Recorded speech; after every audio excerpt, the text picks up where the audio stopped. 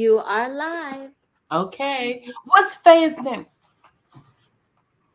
Good afternoon, ladies and gentlemen. Welcome to the virtual candidate forum for the 2024 special election for the at-large county council seat. The election is on Tuesday, August the 6th, 2024. Mark your calendar. The purpose of the special election is for the seating of the remainder of one Prince George's County Council at-large seat.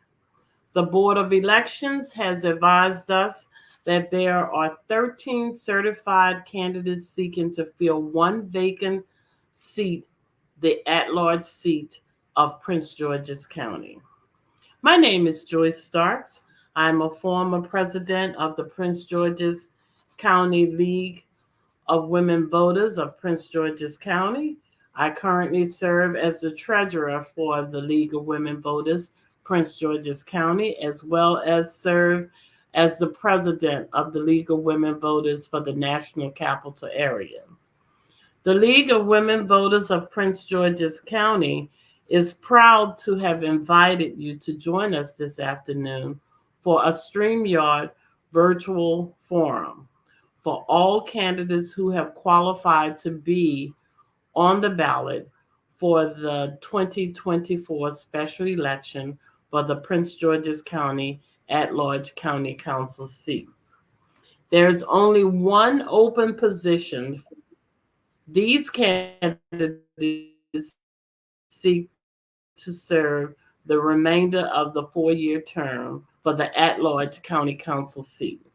Today, you will have the opportunity to hear from the candidates who seek the position for the at-large county council seat for Prince George's County. Today, I'm joined by Prince George's County League Voters member Mimi Machula-Lucid. Could you show yourself, Mimi? Yay, that's Mimi. Mimi is the vice president for the Prince George's County League of Women Voters, and she will also be serving as the assistant to our timekeeper. Mimi is also the virtual forum producer. Thank you, Morning. Mimi. Good afternoon. Sorry. Also with us, we have Faye Nelson. Faye is our timekeeper, and Faye is also the League of Women Voters for Prince George's County Secretary. Hey, Faye. Also joined with us is our student moderator who will be assisting me as the moderator, Mr. Angelo Price Estrado. Angelo is our student person, and he's very professional at doing his job as a moderator. So welcome, Angelo. Good afternoon. Okay, at this time, I will read exactly what was sent to each candidate in terms of the rules of the League of Women Voters Prince George's County Forum. And it reads as such. Each candidate was invited and is eligible based on the Board of Elections to attend this forum held Saturday, July 20th, 24 at 2 p.m. The forum will be streamed live on the YouTube, LinkedIn, and the Facebook page associated with the League of Women Voters of Prince George's County, or League of Women Voters, PGC. You will receive a link and instructions to log into the StreamYard virtual studio 48 hours before the forum, Thursday, July 18, 2024. The link will be sent to you on the same email account by which you have received this invitation. If you prefer that we use another email address, please so advise. Pre-pandemic, the League conducted face-to-face forums as a part of our commitment to voter education. Now we continue to perform this duty which is our civic function to the community. We are recording this virtual forum live, and the forum will be available immediately for sharing and reviewing on the YouTube, Facebook, and LinkedIn platforms to maintain our ability to reach a large number of voters throughout the county. This candidates forum is being moderated by a neutral member of the League of Women Voters and also our student moderator. There is no open microphone for audience participation. To ensure a fair and equitable opportunity for all candidates, the forum will be conducted pursuant to the following rules. Each candidate is given 1 minute uninterrupted opening opportunity to speak. Questions during the forum are presented to candidates only by the forum moderator. This is not a debate. Therefore, candidates will not interrupt each other verbally, interact, or pose questions to other candidates. Questions for candidates are solicited from members of the community and or League of Women Voters members. Questions must be general and applicable to all members of the forum panel. Each candidate will be provided 60 seconds to respond to the questions presented by the moderator. The timekeeper will signal on screen when 15 seconds are left. And when a stop sign is on the screen, we ask that you stop speaking or you will be removed from the virtual stage momentarily. If a candidate is absent, a substitute for the candidate is not permitted. A late arriving candidate is permitted to join the forum, but his or her place cannot be held by any other person until they arrive. The screen where the candidates are positioned must not contain campaign literature or campaign signs. Candidates are welcome to wear small badges, signifying name and office sought. However, candidates may not have large signs or banners during the forums. We require that questions must be of general interest to Prince George's County residents and voters. At the end of the forum, there is a final opportunity for each candidate to present closing remarks, not to exceed 1 minute. Please prepare both your 1 minute opening and closing statements in advance to optimize this opportunity to present your views and plans to the electorate. Lastly, the candidates were all asked to respond to identify that they understand the rules and sign the document. The League is a nonpartisan organization of women and men. We encourage, we inform, and we actively participate in government and community organizations. We work to increase understanding of major public policy issues and influences public policy through education and advocacy. We will now begin to start the forum because that's what we're here to do. So I'd like to first start by introducing each candidate, and then we will start the questions. We will hold the questions starting in alphabetical order because we're not in face-to-face. So the fair way to do it is just to start alphabetically. So I'll start with Mr. Timothy J. Adams.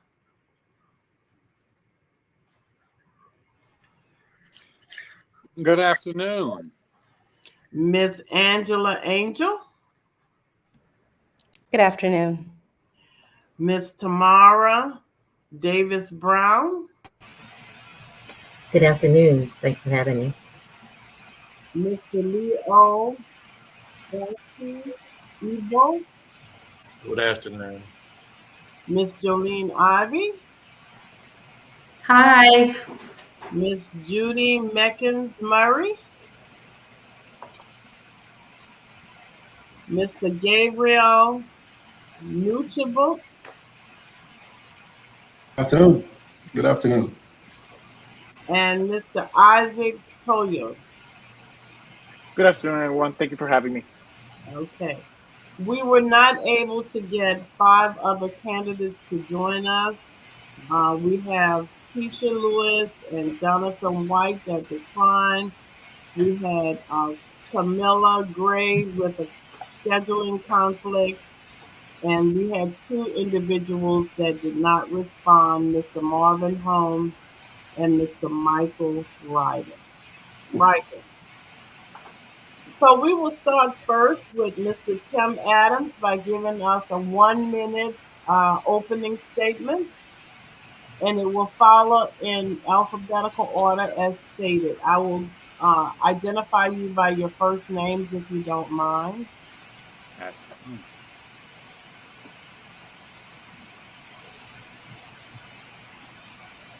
Shall we begin? Sure, Mr. Adams. Oh, okay. Hi. I'm Tim Adams. I am running for the at-large county council seat because our residents deserve better outcomes from our county government. Prince George's County is a great place to live, to work, to raise a family, but I do not believe that the at-large seats in general have served us as well as they can. These seats have had some special interests that I think do not prioritize our community interest. This leads to higher taxes, but still an underfunded budget. It leads to a lack of new infrastructure and the failure to maintain existing infrastructure. It leads to a quality of life that is below what we deserve. We need to fix our imbalanced tax base to take pressures off the homeowners. I think too many times city council members talk about what they're going to do, but the concerns have not seriously been addressed by them, and that's something I will do. In spite of my disability, I created a successful minority defense contractor, and I moved my headquarters right here to Prince George's County. You know, I'm Tim Adams. And there's no challenge that is too big for me. And I want to take on this challenge of the county council seat at large so that we can all have a better life. Thank you, Tim. Next, we'll have Angela. Thank you so much. In 2012, I was 8 months pregnant working as an analyst for the county council. I got up every morning, took my kids to school, went to work at the county admin building, and then I went home to our domestic violence shelter. My children and I lived there for months after I rebuilt my life when my marriage became violent. I know what it's like to lose everything here in Prince George's County, and I know what it takes to come back stronger. As a legislator and an analyst, I am keenly aware of the various departments of our county government. As a citizen, I know what it's like to need our government to work. I'm running for council at large because I know what's important to the people of this county, and I have a proven record of delivering what they need. I'm the only candidate on the ballot that's an attorney with experience at every level of government and with children in PGCPS. Let's get back to the work that made us gorgeous Prince George's. Vote Angela Angel for County Council at Large. Thank you for your support. Thank you, Angela. Tamara. Good afternoon. My name is Tamara Davis Brown. I'm a candidate for the at-large Prince George's County Council position. I've been a resident of Prince George's County since 1988 and have been a community activist and advocate in Prince George's County since 1991 after graduating from Howard University School of Law, where we were taught to be social engineers. That is, to use your law degree to be an advocate and an activist in your community. And I've done just that since 1991, whether it's working with residents in Greenbelt to stop an unwanted cell tower or working as treasurer of the PG Tax Watch with residents in the northern and central parts of the county to ensure that the county council and the county executive use our tax dollars wisely. I'm running for the at-large seat to restore integrity, transparency, and accountability to the seat. The council hears from developers and special interests every day, but they rarely have a voice from the people. I want to be your voice for Prince Georgians all over the county. Vote for me, Tamara Davis Brown. Thank you, Tamara. Leo? Yes. Hello, everybody. My name is Leo Ayumbo, and I'm a candidate for the special election on August 6th. And I'm running for this position because I believe our county urgently needs change. Electing the same individuals repeatedly has led to recurring ethical issues. It is time for free and new direction and fresh ideas. As a proud graduate of PG County Public Schools, specifically so in the high school class of 1990, I have witnessed this county evolve over the past 40 years. My academic success, including my Ivy League education, is rooted in the solid foundation provided by PG County Public Schools. My educational background includes a doctorate from Columbia, an MS from Columbia, an MA from Columbia, an MBA from Morgan State, and a doctorate from Lyceum Northwestern, and a master's from Howard University. As a clinician, educator, entrepreneur, author, researcher, father, and a successful businessman, I believe I can significantly contribute to Prince George's County. And please remember, a vote for me will be a vote you will not regret. You won't have any ethical issues on that. Thank you very much. Thank you, Leo. Jolene?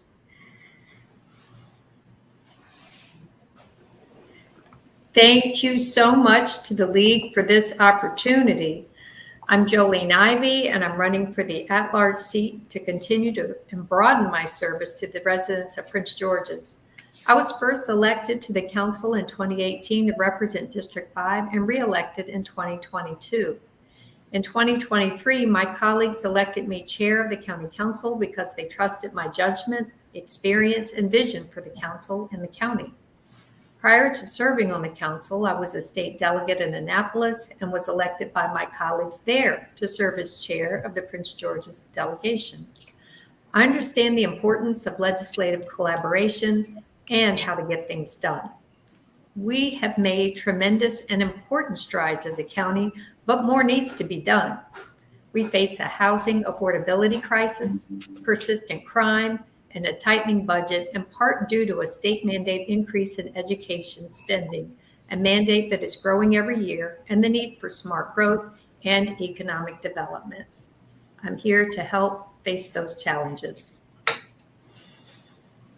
Thank you, Jolene. Judy? Thank you so much. My name is Judy Mickens-Murray, and I'm excited to announce my candidacy for the Prince George's County Council at Large seat.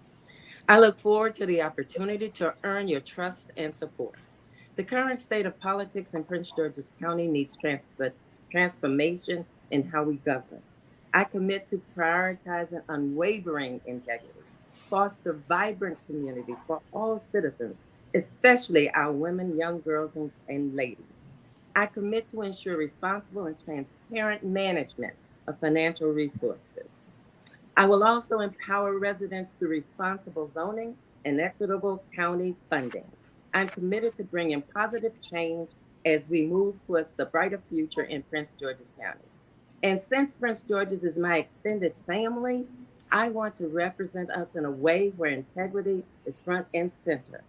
And because of my advocacy and my countywide support through the years, people understand that I am definitely committed to do the work.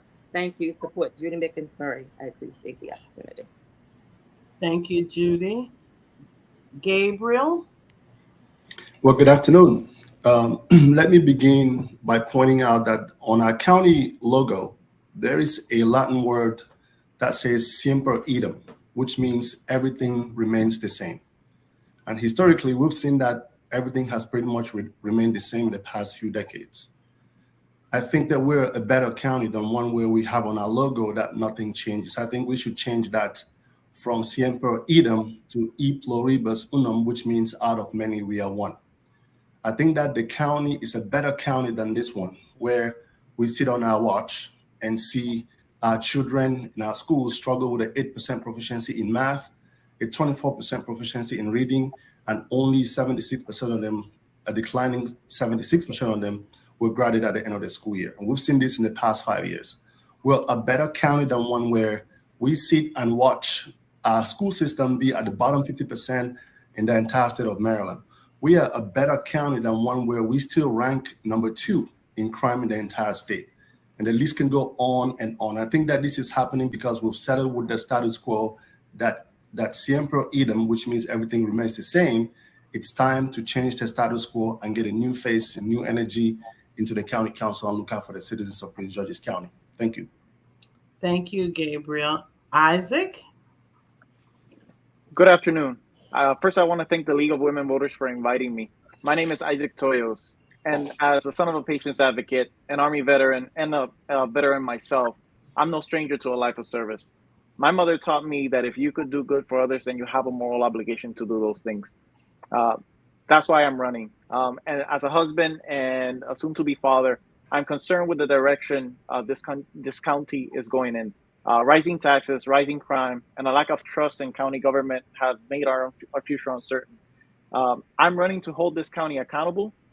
Our county has nearly 1 million people and a projected budget deficit of over $170 million. How can a county be expected to close the deficit, fund our schools, and support our first responders when there is no independent voice to advocate for our families, our veterans, our retirees, and all those left behind? I'm running to be your voice. Vote for me, Isaac Toyos. Thank you. Thank you, Isaac. Now we will start with the first question. The first question will be going to Angela. The question is, what makes you feel you are the better candidate for the at-large county council position? Thank you for the question. As I stated previously, I have worked in every level of government within the state of Maryland and served within every level within Prince George's County. I was an education and social services specialist for District 6 for years. During that time, I did analysis of our budget, understanding our different departments, and helped to serve the citizens of District 6, but also the community at large. I then went to work for the under the county executive. I was the legislative counsel for the Department of Environment, dealing with everything from animals to the trash contracts. So I very much understand, again, how the departments working and how to get things done. I also was a member of the House of Delegates. I represented District 25, which is the heart of our district. And during my time in the House, I wrote and passed more bills than any other member. I was advocate and strongly moving things for our people. So those are the reasons why I think I would be the best for this opportunity. Thank you. Thank you, Angela. Tamara, the same question. Yes, I think I'm the best candidate for the at-large position because, as I mentioned in my opening statement as well, as a community activist and advocate, I have already been the voice for the people. Again, I think the at-large position should be focusing on the county as a whole and listening to and being a voice for the people. And the people have not had a full voice on an at-large basis. And some of the things that I have done include working with our citizens in Greenbelt to stop an unwanted cell tower, for example. Again, working as the treasurer of Prince George's County Tax Watch to ensure that the county council and the executive use our tax dollars wisely. We were looking at the budget line by line and item by item. So we were very effective in our advocacy there in terms of being fiscal responsible. I live in Clinton, Maryland with my husband, and we've raised our 2 children in Prince George's County Public Schools. And so we know and have to work with our local TPSAs on education issues as well. Okay, thank you. Please pay attention to the 15-second and the stop signals when speaking. Thank you so much. Next, we will hear from Leo. Yes, I do believe that I think I'm the most well-rounded candidate in this forum, and I do believe my background speaks for itself. Professionally, I've been a faculty at Howard. I'm presently a faculty at Bowie State University. I actually a member for the University of Maryland and Bowie State Social Justice Fellowship Program dedicated in the eradication of and combating of perpetual injustices around PG's County and all over the world. I've been a successful businessman, own a real estate business and commercial medical leasing. I've been a publisher. I've been a researcher. I'm a graduate of Prince George's Public County Schools, so I really know what Prince County's public schools used to be. I did say in one forum, I think a couple of years ago, that Reagan came to Suitland when I was there in '87. And can you imagine our president coming to our schools today? I mean, it's unheard of. And so this really gives me an inside experience on actually knowing some of the problems that we do face in the public school systems. And I do credit our public school system, especially Prince George's County Schools, Suitland, for really giving me that background to succeed and actually enough confident to go and succeed in the Ivy Leagues. So I do believe that I am the most rounded candidate, and I think I could understand healthcare, education, taxes, finance, business.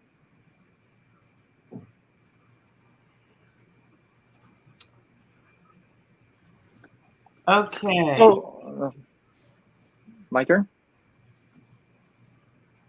All right, no, it's not your turn. It's Jolene's turn. Well, hello.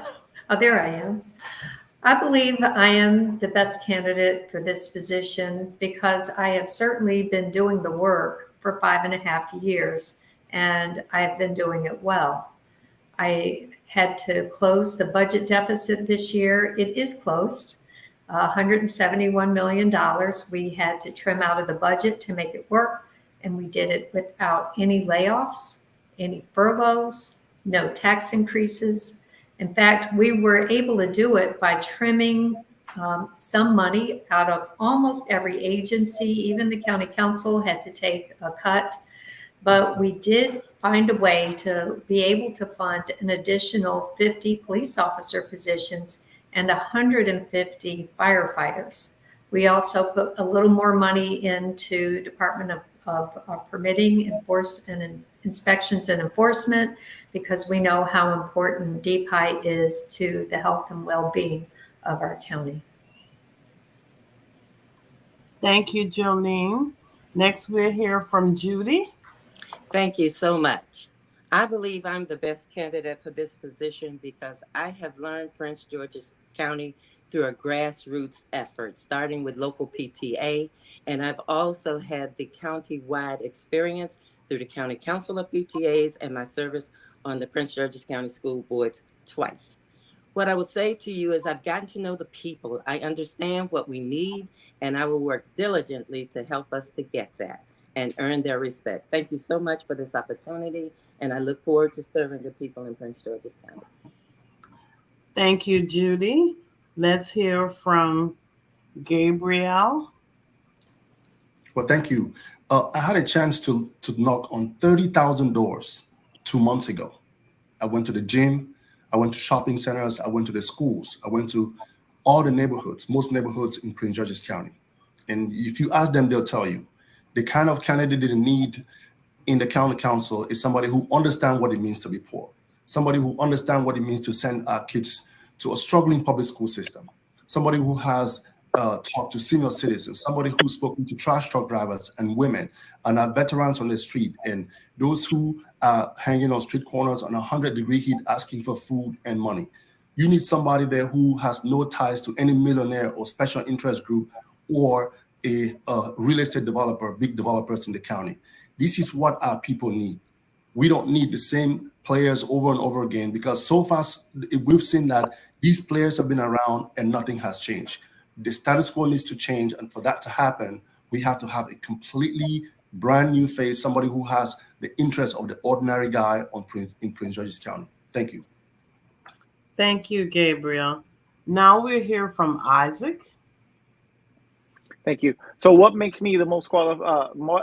How does my experience qualify me for this office? Well, as a policy analyst with a master's degree in legislative affairs and another master's degree in executive leadership, I have an in-depth understanding of how to address legislative issues through actual legislation.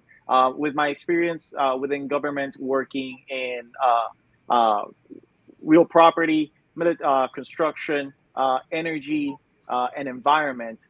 If those are the issues that I have a keen understanding within the legislative field that I can bring into the county council. Also, my life experience. My life experience as a veteran and as a family man have shaped my worldview, so I can understand what it is that families struggle with, what it is that veterans struggle with. And as being one of the 50,000 veterans that live in this county, I feel that I will be their voice within the county. Yeah, that's all. Thank you. Thank you, Isaac. Timothy?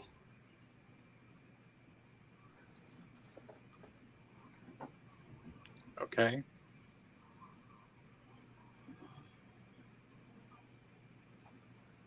Okay, there we go. I think I'm the best qualified, because when I look at the credentials of what I bring to the county council, potentially, I have a unique set of skills in the sense that I sit as the chair of the city council for the city of Bowie. I know what it is to do budgets. I know what it is to do land use. I know what it is to be able to fight for the people and to understand what constituent services is all about. I understand a lot of the things that go on legislatively because we have to do it. I understand what it is to have people work together, because that is so key for all of us to be able to do. And I think that when you look at all of those experiences that I've had, one of the things that's really important too is I've grown a business. I understand business. I bring a true sense of understanding what economic development is and how to do that. And more importantly, I am completely independent. I am not beholden to anyone, and will be able to be that way on the council. Thank you, Timothy. The next question, we will start with Tamira. The question is, what are your top 3 issues you will be working on if elected to accomplish in the remaining time serving as the at-large county council person? Sure. Thank you for that question. Am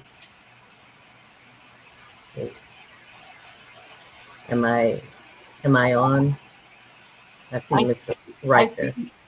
Okay. I see Mike has joined us, so I'll add him to our question list. Okay. So the top 3 issues that I would like to work on is overall funding. As you've heard many times about the county council's budget, I think the county can do a better job in soliciting and writing grants for federal funding. Those are tax dollars that we could save, and instead of relying on taxpayer dollars from the local Prince Georgians, that we can use our federal tax dollars in order to help fund some of our budgets. There's a lot of grant programs. I am CEO and co-founder of Last Mile Broadband, which is a high-speed internet service that provides rural services to rural areas. And so I write federal grants all the time for us. And I think that that's one of the issues that we need to tackle is our budget and make sure that we have enough police officers to police our streets and enough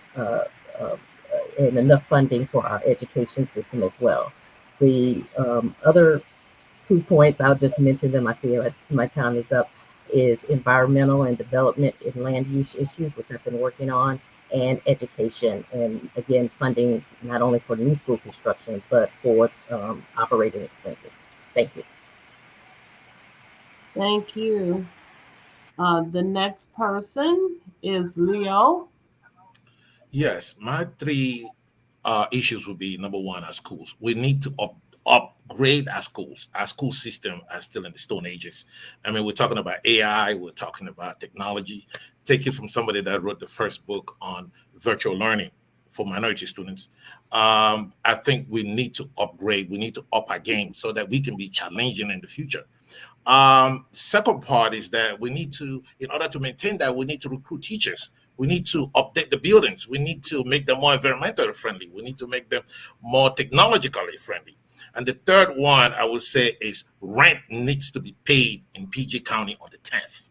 That's an issue that I've been talking for years. I don't know why rent is paid in PG County on the 5th. In Montgomery County, that's richer than us, it's paid on the 10th. So we want to be able to stress our citizens to pay an extra 5 days early when most rents get paid on the 10th, anyway, before the 10th. And our court systems get clogged. Well, we really don't need to. We need to give them that room to be able to pay the rent on the 10th. Thank you. Thank you, Leo. Jolene? So my top 3 priorities going forward, number 1, safer communities are really important, increasing our tax base. And also, I think it's important that we increase connections in our community. And that includes how our communities are physically built, because the physical layout of our communities impacts the social connections we make. And social connections help decrease loneliness and mental health problems, which is part that can be an outgrowth of loneliness. So I think those 3 things. For safer communities, right now I'm working on a plan with the police for a pilot program that will pair a police officer with someone from social services to meet directly with the families of some of the young people who have been identified as being problems in our community. So by having these meetings and talking to the parents and the entire family, we'll be able to decrease crime and keep it from happening. Thank you, Jolene. Judy? Thank you so much. My top priority is to demonstrate to the Prince George's County community that I am accountable for the decisions I make and the resources that are given to me to manage. And in demonstrating that, I will help students, parents, community leaders, citizens change the conversation around us, Prince Georgians, as we manage money. I am committed to not gaming the system. I am committed for helping the system. So whatever I can do as an individual, everyone will understand I am accountable. My experience on the federal government helped me to understand that you cannot take liberties with public funds. I understand that clearly, and I've always demonstrated that, and I will continue to demonstrate that should I regain the support of the citizens for this seat at large county council. Thank you so much. Thank you, Judy. Next, we'll hear from Gabriel. Yes, thank you. See, one of the mistakes we've always made when we're running for office is to consider issues as our issues. I believe that the issues that we should be running for are issues that come from the constituents. And I had a chance to speak to 10,000 of them a couple months back, 8 hours a day, 200 phone calls. And here's what they told me. Our educational system should be the number 1 priority of anybody who's running for office, because these kids are our future leaders, our future councilmen, women, doctors and teachers, you can name them. But we're still struggling. Our children are struggling with the 8% proficiency in math, 24% in reading, and only 76% of them will graduate at the end of the school year. The second top issue that they told me is the safety of our neighborhoods. People don't feel comfortable in their homes day or night. Number 3 is wages and improving entrepreneurship. We need to encourage entrepreneurs to come into our county and make our county what it used to be when Wayne Curry was county exec, the number 1 richest Black county in the entire nation. We need to make that one more time an envy of the nation. Thank you. Thank you. Isaac? So my 3 top issues: education, safety, and affordability. For education, we have to look at how efficiently our school systems are running, simply because we have a 62% of our budget that goes to our education system. So it's not that we are throwing in not enough money at the problem. We are throwing enough money at the problem, but now we have to look into these how these programs are actually running, and to increase teacher salaries so that our teachers have a more competitive advantage when it comes, or PG County has a more competitive advantage when it comes to recruiting teachers for our schools. For safety, I am a family man, so that is my top concern when my wife, who's about to have our first child, and the child that we're going to bring into the world. I want to ensure that they, along with all of our children, have a safe place to live. And affordability, we need to build more and build fast so that the amount of property price reduces, so that people can actually buy more homes. And for veterans, the key issue for veterans is that we need to broaden the tax breaks that we give them so that it incentivizes home ownership. Thank you. Thank you. Michael, did you hear the question, or do I need to repeat it? You can go ahead and repeat it, ma'am. Okay. What are your top 3 issues that you will be working on to get accomplished in the remaining time serving as the at-large county council person if elected to the position? Well, my number one would be strong support for public safety. When I was a county policeman for 22 years, and when I came on in '84, we had 1,000 calls a day for service. Now we're over 4,000 with even less bodies. We need to up that strength and get it to the 350 that we need on the street. My second one would be families having their family first. When the schools, you need to be more involved in the schools to know what your children are doing with their curriculum. And my third one would be road improvements and litter pickup, kind of a combination. And we need the roads out here to be, the infrastructure to be widened when we put these new homes in. We need it to be feeling like we're not driving on the moon. And we could have the kids that need community service credits for their schools to help out pick up the litter, and that'd be a win-win situation. Thank you, Michael. Thank Next, you. we'll hear from Timothy.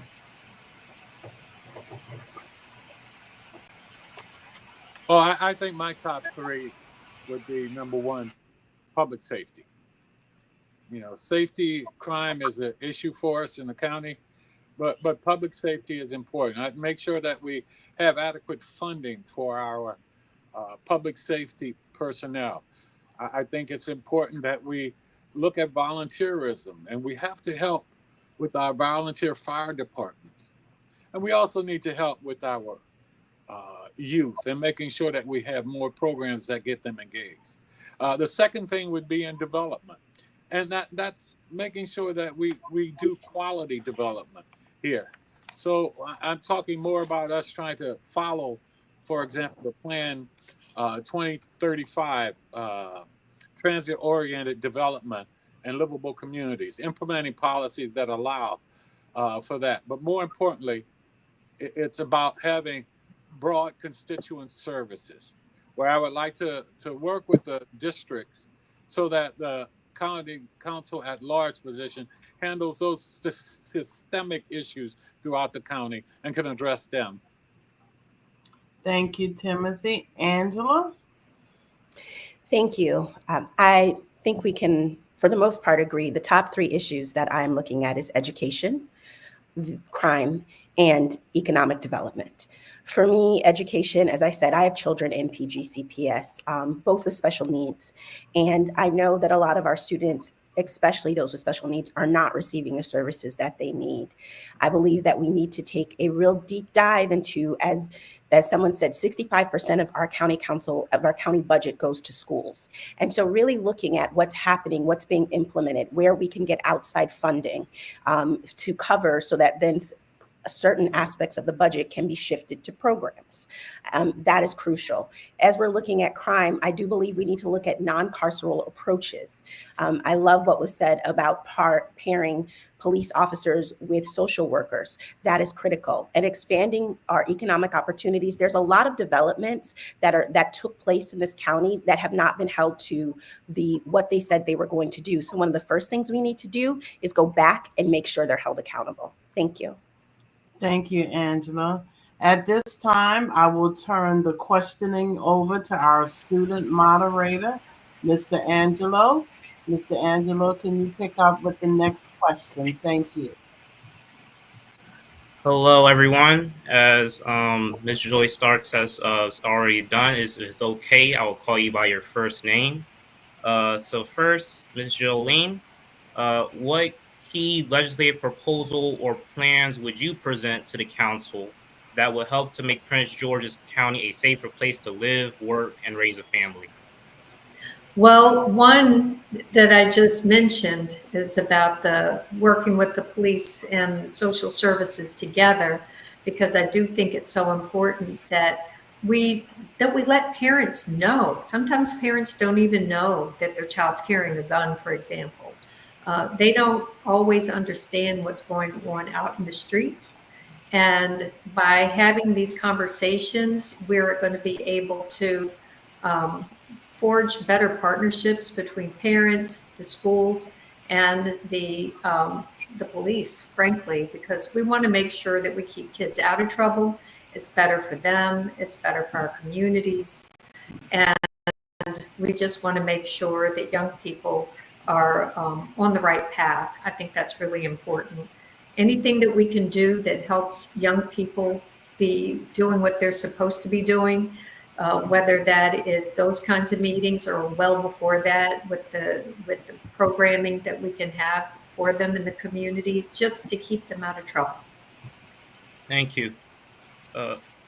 Judy? Judy? Thank you. And it's good to see a student being a part of the forum. I think it is important for us to help our students learn to take a responsibility for committing crimes. And I think it is okay to have consequences for that. As far as bringing families here to a safe community, I think the parents need to see that we in Prince George's County take our charge seriously when it comes to ensuring their safety and ensuring that there is housing that is affordable, maybe moderately priced housing, and also some controls on rent to extend beyond the controls that they just passed through the county council. It is important for us to speak with one voice and to help the community realize that they are invited to the table, and anyone coming to Prince George's County will be encouraged to help us help them. Thank you so much. Thank you. Mr. Gabriel? Yes, sir. It's important that we make Prince George's County a place where people are encouraged to come in and stay. One of the ways to do this is to make sure that we have a less number of kids who are roaming the streets because they have nothing to do. There's a saying that an idle mind is the devil's workshop. There's a lot of idle kids in our county, which we can put them in after-school programs. I mean, we use phones and computers with chips in them built by 15-year-olds in China. We could do that here in Prince George's County and create more jobs. We have a lot of abandoned buildings we can tear down and put those programs in it. We can get the kids involved, engaged. Once we do that, they're going to have less intention of going out to the streets and breaking into cars and carjacking and things like that. Once we focus on these children and the safety of our community, it would encourage a lot of people to come in like they did in the 2000s. Right now, a lot of people are moving to our neighboring counties because of the fact that they don't feel safe in our neighborhoods. We can change all this by changing our mindsets and shifting our paradigm to the welfare and well-being of Prince George's County, and a lot of people are going to come into that, follow the program. Thank you. Thank you. Mr. Michael? Yes. Do you need me to repeat the question? Yeah, one more time, please. Okay. What key legislative proposals, or plans would you present to the council that would help to make Prince George's County a safer place to live, work, and raise a family? Okay. One of my things is we need more mentoring programs, because as I was growing up in District Heights, my parents mentored me. I was in Scouts, Civil Air Patrol, the volunteer fire department, where I became an emergency medical technician. You got to find out what your kids are looking at down the road, what they want to do, and help get them there. 17 years old, I was delivering a baby on Legier Drive over in Capitol Heights. You know, how many parents can say that? So you got to get the good mentoring program in. It'll keep the kids off the streets. It'll keep them focused on where they want to go in the future. And I think that's where we got to start with them. As far as the mental issues, the police department is also involved with the crisis response teams. So they get on the scene, they call the crisis response teams, they come out, and everything's good. Thank you. Thank you. Mr. Isaac? Thank you. So my key legislative proposals will go from simple to more complex. The first one is illumination. So there is an issue going on right now in certain parts within the county that are not properly illuminated, and that actually offers the opportunity for increase in crime. The second one is recruitment of more officers. We desperately need them. As one such anecdote is, I can sit in front of my house and I can count with with one hand the amount of police officers that actually do preventive patrols throughout my neighborhood, and that number is 0, unfortunately. And that's not their fault. It's just that they're inadequately resourced. The third one is we are going to engage with community leaders to actually put that as a statutory requirement within our communities. The other one is incentivize community watch programs. And finally, we need to reinvest in after-school programs. Just look at the ones that work, discard or readjust on the ones that don't work. Thank you. Mr. Tam? Yes. Do you need me to repeat the question? No, I think my first one would be to work for our seniors. We need to pass that some legislation for the tax credit for our seniors. They need to have an opportunity to make sure that they can live in place, that they can stay there, that they need some relief. And so, we talk about promises made should be promises kept. So I think we should move that forward and do that legislation for our seniors. The other thing I think that's important is, a lot of when we talk about crime and all, we deter some of our resources that we do have towards a lot of nuisance crimes. I'd like to put legislation forward to form a task force, actually with the community and others, to look at all of these nuisance things. When we're talking about firecrackers, when we're talking about the driving issues, all of those things that come together and actually address those from a county-wide perspective to be able to free up our law enforcement and to make sure that we don't have to worry about those same kids later on more serious crime. Thank you. Ms. Angela? Thank you. One of the things that I would like to implement is community schools. I think it addresses all of the issues that you're talking about. Community school models are where we have a school that also has social services. It serves as a community center. And we've seen it in places like New York, Denver, California, where when we implement this model, where basically it's not just serving the students, but it is serving the students as a whole, and it is also serving the entire neighborhood. Statistics have just shown, we have the data that we know truancy is down, attendance is up. We know that outcomes, the actual data shows that test scores go up, as well as around the community and the neighborhood that's being served are also seeing a decrease in crime and an increase in economic opportunities for the citizens. So if we're talking about a one-stop solution that helps from our oldest to our youngest, community schools are what I would be proposing or will be proposing. Thank you. Thank you. Ms. Tamria? Yes, to make Prince George's County a safer place for our residents to live, work, and play, I think that we need to increase our funding for staffing and recruiting our police officers, number one. I think it was mentioned earlier that we have a staffing shortage. And I keep coming back to this budget issue and funding issue because all of the programs that you hear sound great. And I love them all and endorse them all, but they have to be funded. And we don't necessarily want to have to fund them by raising taxes or something else that we cannot afford to do. And that's why I was speaking earlier about one of my priorities is to work with our federal partners to ensure that we are applying for all of the federal grants that we've been able to do. So I know for a fact that the Department of Justice offers grant funding to help with recruitment and retention. I actually introduced the plan to have the drop program here in Prince George's County, which we now have. It's the Deferred Retired Officers Program. I want to ensure that we continue with that and then do newer programs to help fund all of the great ideas that we have. Thank you. Thank you. Mr. Leo? Yes, it's kind of hard to go last because everybody don't say whatever you wanted to say. But I will go ahead and do a summary. I think Ms. Tamer is right. You need to partnership and collaborate with federal agencies and local institutions and universities to actually challenge these kids. We have to modify our curriculum. Our curriculum is obsolete.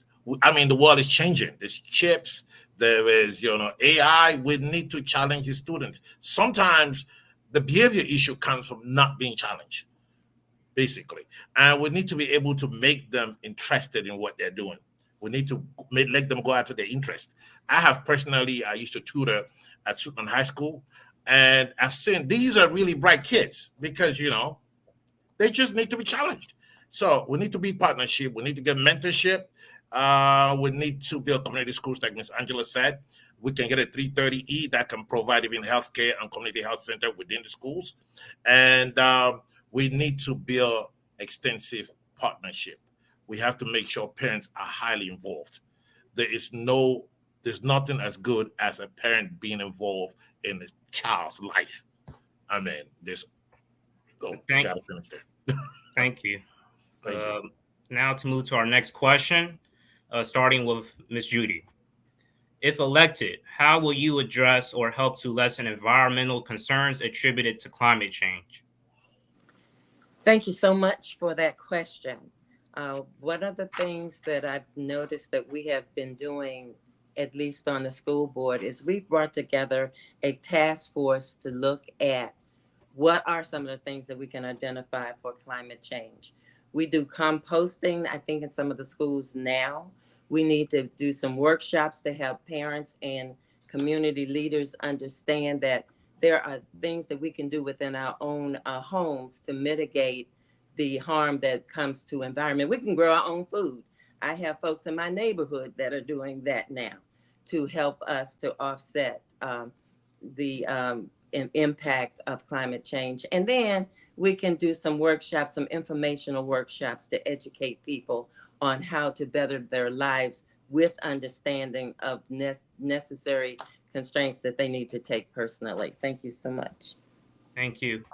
Mr. Gabriel? Yes, sir. You need me to repeat the question? No, that's fine. I think that one of the most powerful tools we have to influence climate change is information. There's nothing as powerful as an informed citizen. I think we set up task forces to ensure that people understand that trees don't pollute the atmosphere, and that burning, things instead of recycling them or dumping it in the ocean is detrimental to the environment, and not just the environment, and to the community as a whole. So one of the things I'd like to implement or also enforce is to make sure that we inform our citizens, our students, about recycling, about decomposing, and a host of other issues that contribute to climate change that we've been especially been experiencing in the past few months. And especially this summer, we saw how hot it was. It's also part of the climate change issues that we have. So most importantly, I would like to make sure that folks are informed about what's necessary to curb this climate change issue we have right now. Thank you. Thank you. Mr. Michael? Yeah, I see that more of these developments that are going in are cutting down so many trees. And like our previous speaker had said, trees produce oxygen and take in carbon dioxide. We need to put more trees out there when we make these developments. That's my biggest concern on that, because everybody's talking about climate change, but they're going against it. Now you're using bags, paper bags, which the county's charging 10 cents a bag, when we could use these recyclable bags, and that would help out on that, deal too. And that's about it. I mean, I've talked to some people that have solar out here now, and it's not doing too well for them. So we need to maybe find an alternative. Thank you. Mr. Isaac? Yeah, so for me, it would be three simple things, starting at simple things and then working our way up. So the first thing is we have to identify all of our illegal dumping sites within the county itself. There are hundreds, and I know that for a fact people care about their community.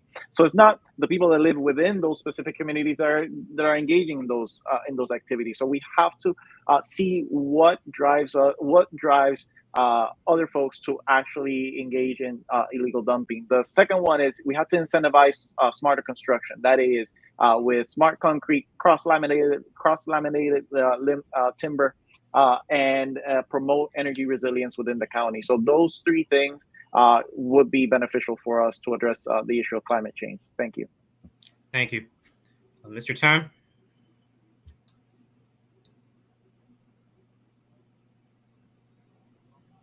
Yes, I think it's important to understand. I've been involved with environmental issues for quite some time. Actually, I was named by the governor to the Critical Area Commission for the Chesapeake and the Tidal Basin. But the point of that too is I've been on the board of the National Aquarium, so I understand those things. So what we need to do is, number one, for example, enact a no net loss of trees policies. So that including protecting, the green space within the Beltway. We need to protect our urban communities from air quality hotspots by working with the Greater Washington Council of Governments Air Quality Environmental Subcommittee, which I am a part of the COG. And then supporting friendly environmental policies such as supporting implementing electric vehicle infrastructure, solar panels, and more. And then implementing the recommendation of the County Climate Action Plan. That's something that's there. That's something that we can do and should do. And we need to encourage all of our citizens to be sensitive to our environment. Thank you. Ms. Angela? Thank you. As I previously stated, I was the legislative counsel for Prince George's County Department of Environment. So there are quite a few things that we need to address in regards to the things that are happening in the county. We've already been working. I was actually there when the phone ban was implemented. We can go even further in making sure that we are getting polystyrene out of our environment. We also have to look at expanding the trash options. We now have composting and we do have recycling, but there are some additional ways that we can be expanding opportunities for our citizens to be more environmentally sound. One of the big things also that we should be looking at is the fact that the Inflation Reduction Act of 2022 released $369 billion in funding for climate and clean energy investments. And so we as a government can be going after those funds to do everything from our schools to our libraries to improving our county parks. And that way we can both improve things for our citizens and better our environment with federal funding. Thank you. Thank you. Ms. Tamara? Sure. So I would echo that the county, we already have a county climate action plan that we need to fully implement. So that's the first thing that we need to do. We spent all of this time, task force, residents. I was an initial part of that group. There are a lot of folks in the southern part of the county that were very active and involved. And so we need to make sure that we fully implement the climate action plan. And as a county council, we've got to stop approving things that are environmentally harmful. Power plants, that we don't need any more power plants, and I have coal ash fly, sand and gravel pits. All of those things contribute to our climate crisis. And as a county council and sitting as the district council, when we have land development issues, we need to say no to those projects. Those projects are doing us more harm, health and physical wise than others. And again, got to go back to the funding. Angela said it best in her last response, is that there are federal fundings that can be used and grant programs that we need to apply for in order to help with our climate crisis. Thank you. Thank you. Mr. Leo? Yes, there are a couple of prongs to attack this problem. Number one is education. The county has a compost program, but people are not informed. People don't know about it. I actually did just a regular call around, and people don't even know that the county has that program. Number two, policy issues. We have to, this is where the county has done some good. No more plastic bags. That is good, at least. That's a good start. The county has done really good in that. Second part is enforcement. We got to enforce all these people that dump. We got to make sure that we have people out there that can actually find out where these people are coming and where they're dumping some of this stuff. We need to implement our tree planting programs, and we need to retire a county fleet of gas guzzlers. We got to get electric cars or, more hybrids in the system so we can actually reduce pollution. And then finally, we got to stick to CAP. We have to stick to the CAP. We have a program that has been investing a lot of money and effort, and we should stick to it. Thank you. Thank you. Ms. Jolene? Well, it's because the Governor Moore appointed me to be a member of the Zero Emission Electric Vehicle Infrastructure Committee. And on the Council of Governments, COG, I chair the Climate, Energy, and Environment Policy Committee. So it's given me a great seat to be able to learn so much and implement things that I learned. So I've been focused a lot on solutions for our challenges to the environment. We've been increasing our goals for solar panels and electric vehicles in the DMV.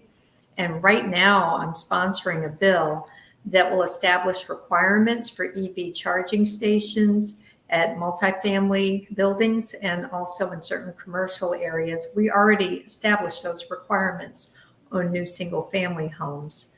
We also, of course, instituted the plastic bag ban, which wasn't just about the horrible litter they create, but it also decreases the pollution that manufacturing those bags creates. Thank you. In that regard, let's transition to another question, starting with Mr. Gabriel. What is your position on reducing property taxes for seniors? I'll keep it very short. We need to reduce property taxes for our senior citizens. They paid their dues, they earn it, it should be done. Thank you. Mr. Michael? Well, as a senior, it would be nice to see him drop it back to, what it was prior to it just going back up. It keeps more people in the county and puts more money in the pockets of the state government with their state taxes because they have more to spend. Other than that, we just need to keep it as low as we can and live within our means. Thank you. Mr. Isaac? So two things. The first one is to understand that our senior citizens live on a fixed income for the most part. And so that makes it a little bit more difficult with rising prices. So the first thing that I would implement is a homestead exemption for senior citizens based off of the current value of their home. That way they pay way more or less in property taxes. And then the second one is we need to prorate property taxes for our veterans. This is something that's not new. Other counties within the United States have implemented that. I know that the county has a property tax exemption for veterans that have 100% VA disability, but we're talking about the ones that have 10%, 15, 20, 30, 40, 70%. If we prorate their property taxes, they'll pay way less in those taxes and therefore make it a whole lot more affordable. Thank you. Thank you. Mr. Tan?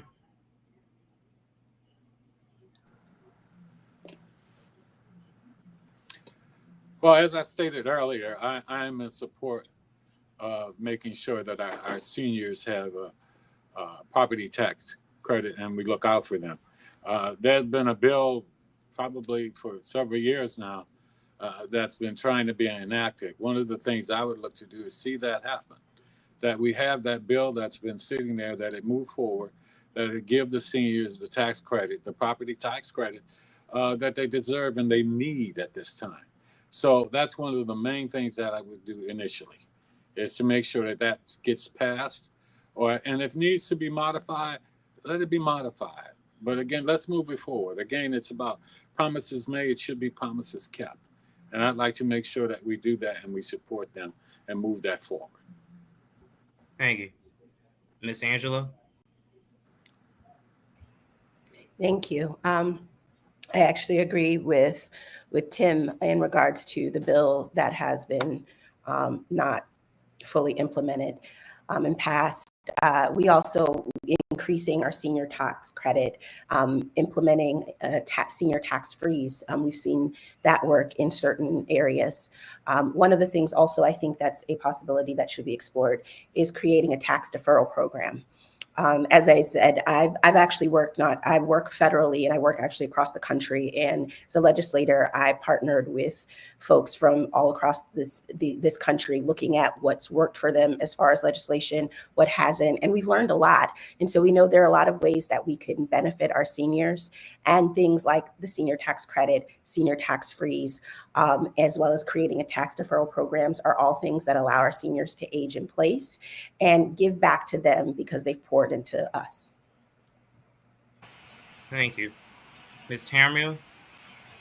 Yes, I definitely sitting in my mother's home right now, and who is of 83 years and aging in place. I understand that, and she also lives on a fixed income, that we need to, and I wholeheartedly support reducing property taxes for our seniors. I thought it was a travesty that the county council created a bill, implemented a plan, only to say that if you already had the homestead tax exemption, you were not eligible for any further credits. And our seniors were up in arms about that. And then when we came back and tried to correct that, the bill has languished in our current council. So as an at-large council person on the council, I want to ensure that we pass the tax credit for our seniors, because they have paid their dues in the years that they have been living, and they're living longer, and we need to be able to supplement and help them in the best way that we can. Thank you. Thank you. Mr. Leo? Yes, I would say, what kind of society do we want to develop if we don't take care of our senior citizens? We have to take care of seniors. That should be a priority, just like schooling or county schools. I mean, we need to give them the credit that is needed so that they can, most of them are on fixed income. Not all of them work. Some of them do work. They have a little bit of income. But just like in healthcare, there should be some level of sliding scale. That way, you're not giving people that have $1 million homes or $2 million homes a free tax credit, but at least the people that really need it on a fixed income of less than a certain amount should be allowed to, actually get the tax credit that they deserve. So we need to treat them respectfully and also recognize that they have been an asset to our community for so many years. And we want to show that we want them to stay, not actually move to Florida. Thank you. Ms. Jolene? I think that Mr. Ayumbo makes an excellent point, and it's one that the council is looking into right now, because we all know there's been a lot of discussion about the senior tax credit. The original bill a couple of years ago, unfortunately, wasn't written well. And as a result, it did not do much of anything. Most people did not qualify who thought that they would. So it's been kind of a mess. And then we ended up in this huge budget deficit that we've been trying to climb out of. And we climbed out of it for the moment, but the next budget will be before us before we know it. And that mountain could be even higher.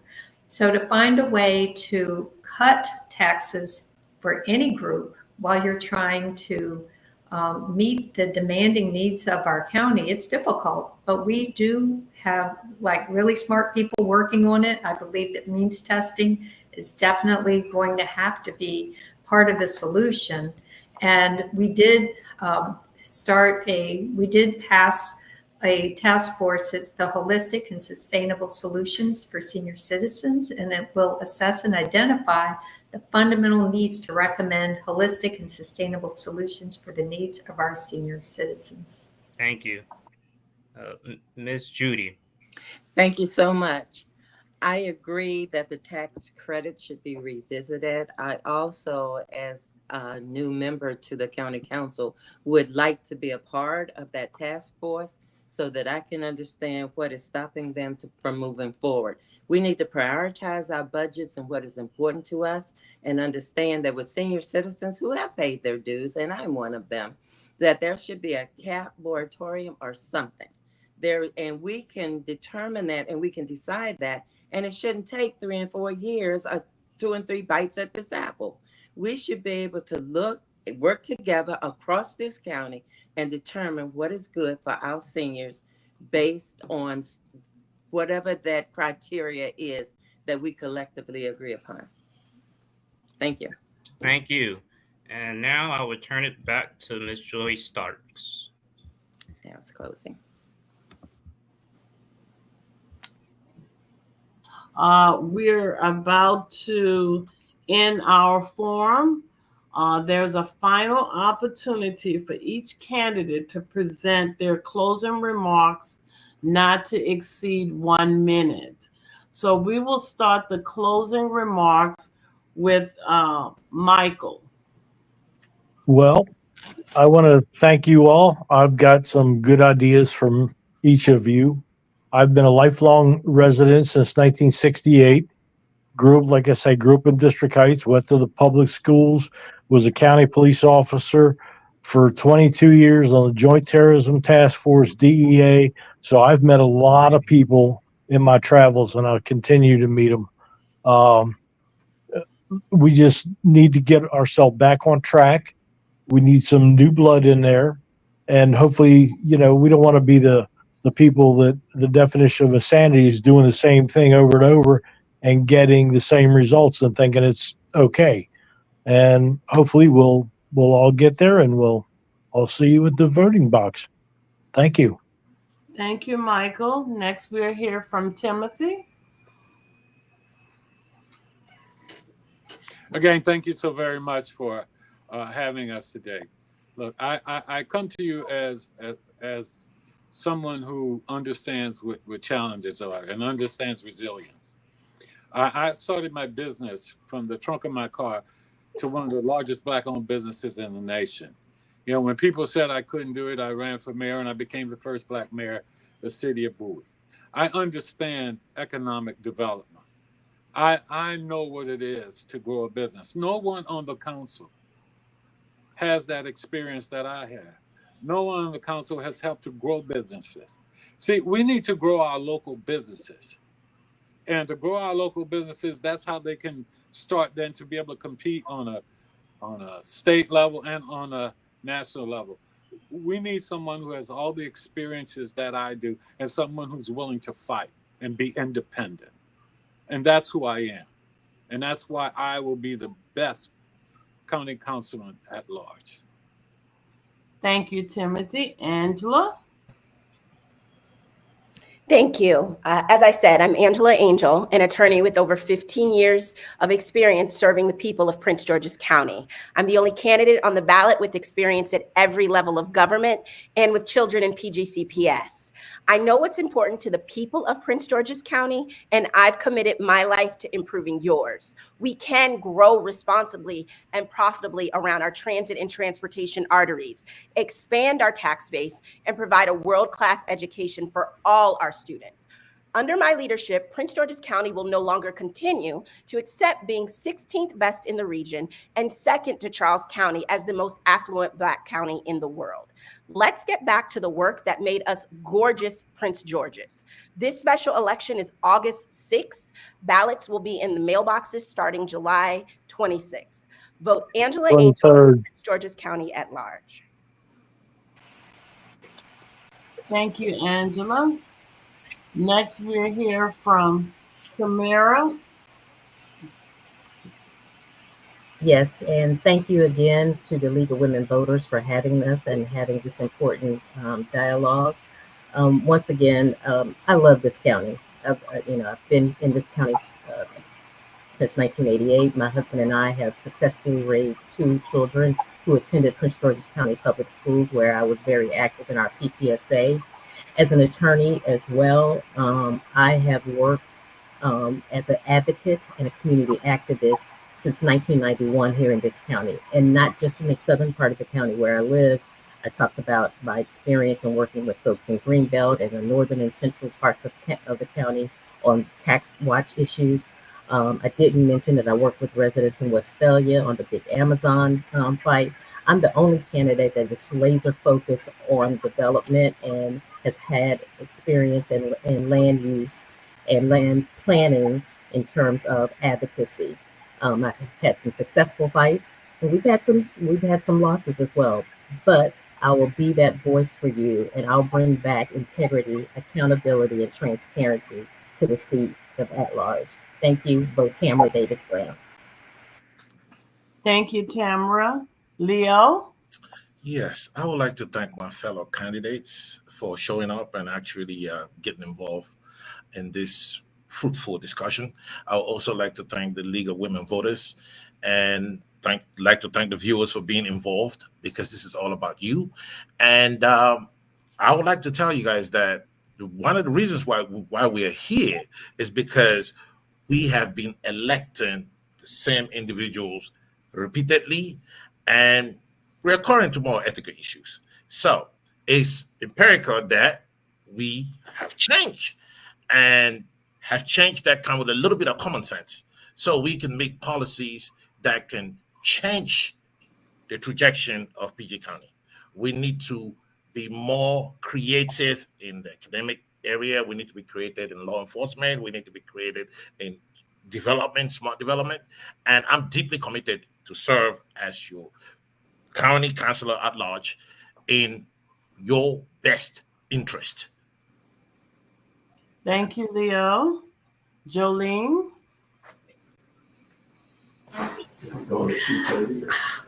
I'm Jolene Ivy, and I just want to thank you, first of all, for hosting this forum.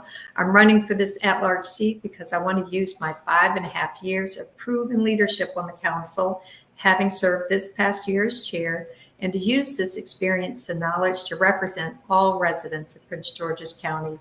With the state and county budgets tightening, difficult choices lie ahead. I know how to make things happen, and my progressive values will serve the county. Just this year alone, I led on balancing the budget, closing the gap of $171 million deficit while fully funding our schools, also ensuring that the next 8 schools would be built on time, and increasing resources to our first responders. All of this while not raising property taxes. I am proud of the progress the county has made in the past 5.5 years, and I want to be in this countywide position to help continue that progress. Thank you, Jolene. Judy? Thank you so much to the Women League of Voters for holding this forum. I look forward to partnering with the people in Prince George's County, just as I've always done through the County Council of PTAs, my service on the school board. I'm inclusive, I am transparent, I am open. I believe in integrity, I believe in accountability, and I understand how to manage budgets. I understand how to manage resources, and I also understand how to stretch and help people understand with communication how they can assist us. And my goal is for the Prince George's County citizens to be a part of this new growth, this new challenge that we have as we build a new collaborative effort for running the Prince George's County Council going forward. So thank you all, and please join me at judymickensmurray2@gmail.com. Thanks so much. Thank you, Judy. Gabriel? Well, thank you. Thank you to the League of Women Voters. There is a saying that behind every successful community, there are women. And we could see this from the League of Women Voters. And 2, look, we've seen that for the past years, we've done the same things over and over again, and we still rank second in crime in the entire state. We still fall at the bottom 50% when it comes to our education. We still have our children struggling to read, in math, and graduating. It is because we've lived up to that Latin word that's on our logo, that everything stays the same. It is time for us to change the status quo. We could do better as a county, and that cannot happen if we keep doing the same things over and over again. It has proven itself. Vote Gabriel Jinimbot, last name Njinimbot, because we need to see something different in our county. Thank you. Thank you, Gabriel. Isaac? First off, thank you so much for the moderators, the League of Women Voters, and the other candidates for taking their time to engage in such a forum. I'm running because I am a concerned citizen. Because as a husband and soon-to-be father and veteran, I worry about how my community is, the quality of my son's education that he's going to receive, and how over the 50,000 veterans in our county do not have a representative voice in the council. Y para mi gente latina, también seré su voz. I want to regain the strength that has been lost in this county. I want to ensure that our county education district is the envy of the state, that people can walk confidently at night without fear of being a victim of violent crime, and that people regain the trust in government. I am a proven leader. I am a member of this community. And if we want to continue to elect the same type of people, nothing will ever change. But I hope that I can gain your trust and consideration. For more information, visit isaactoyos.com and vote for me, Isaac Toyos. Thank you, Isaac. A special thank you to the candidates and to our audience today for participating in our virtual forum. Also, I'd like to give a special thank you to Mimi, our Vice President, to Faye, our Secretary and Timekeeper, as well as Angelo, our student moderator. We thank all of you for participating in this candidate forum. We wish all of you much success in your continued support of Prince George's County, and also much success as you try to obtain this office. Too bad it isn't 13 seats that are open. It's only one. So please get out and vote on August the 6th. And feel free to join the League of Women Voters. We have our meetings every first Saturday of each month at Collington Retirement Facility off of Lotsford Road. So again, we thank you for participating in our forum, and have a good rest of the evening. Okay, thank you. Thank you. Goodbye. Thanks so much. Thank you very much. Have a good evening. Everyone.